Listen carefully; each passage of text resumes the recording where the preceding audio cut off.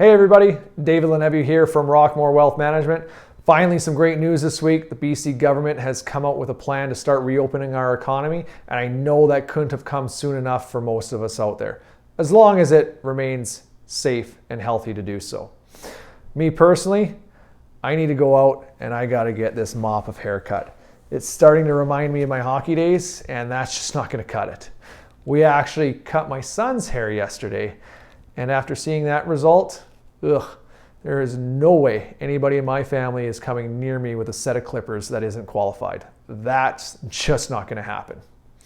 So a couple weeks ago, I talked about the RSP, so it makes perfect sense to talk to you this week about its brother, the RRIF, or the Registered Retirement Income Fund. So what exactly is that? Well, very simply, that's the account your RSP turns into when you want to start withdrawing money on a regular basis, and that's usually in retirement. So there's a couple real key similarities and differences between the two accounts.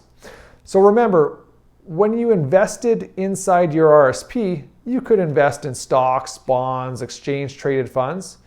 Well, you can do the exact same inside your RRIF, and reasonably, your investments are going to be very close to the exact same thing. Now, your money also grew 100% tax-free while it was sitting in the RSP.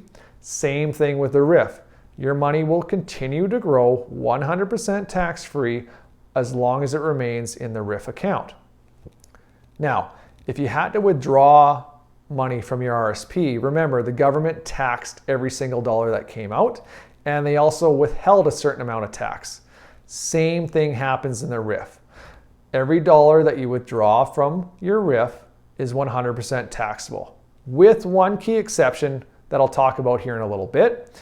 And the same withholding rules apply. So, quick refresher, if you withdraw up to $5,000 in a year, the government withholds 10%.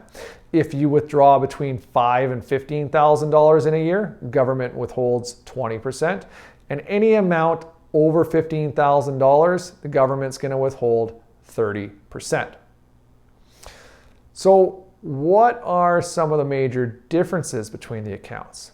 Well, the biggest one is when you turn your RSP into a RRIF, the government requires you to take a certain amount of money out of the account every single year.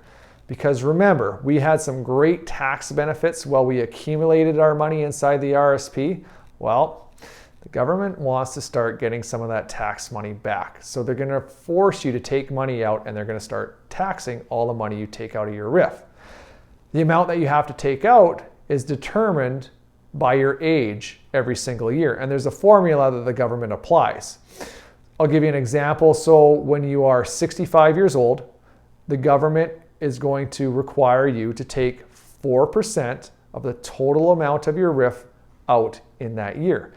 And every year that you get older, you have to take more and more out, all the way until you hit age 95, where it finally levels out at 20%.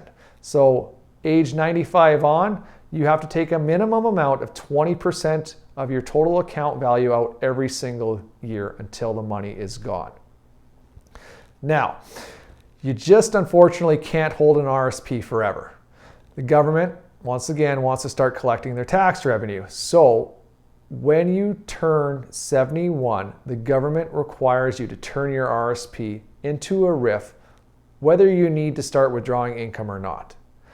Now, you can turn an RSP into a RRIF in any year, but they require you by law to turn it into a RRIF by the time you turn 71.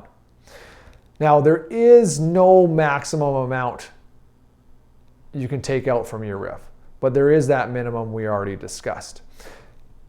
There is one key difference for 2020, however. Because of COVID-19, the government has reduced the RRIF minimum by 25%.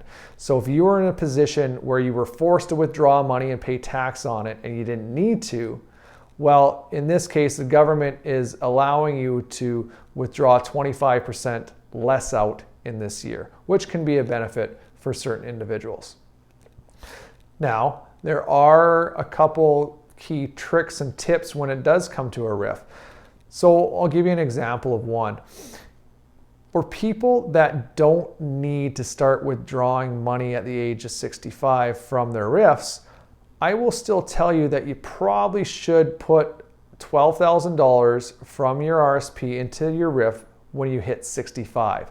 And the reason is, once you hit 65, you become eligible for the pension income tax credit. And that simply allows you and your spouse to each withdraw $2,000 from your RRIFs 100% tax-free.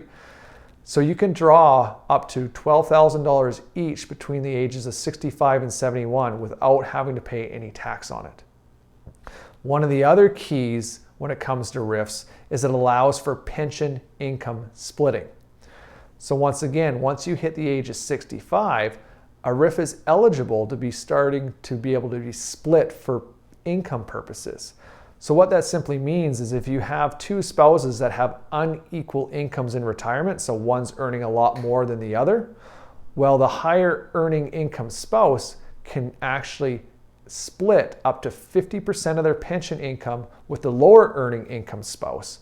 And that'll help to equalize the amount of money you each earn in a year, which should, if done properly, lower your taxes. Keys to that is you both have to be 65 and you both have to be Canadian tax residents. Guys, this is pretty much all I wanted to cover on RRIFs this week. If you have any specific questions or concerns, please don't hesitate to reach out to us. www.rockmorewealth.com. And if you want me to cover a certain topic, please reach out to us and just leave a comment on our videos and we'll be happy to discuss that at a future date. Stay safe, stay healthy. We'll talk soon.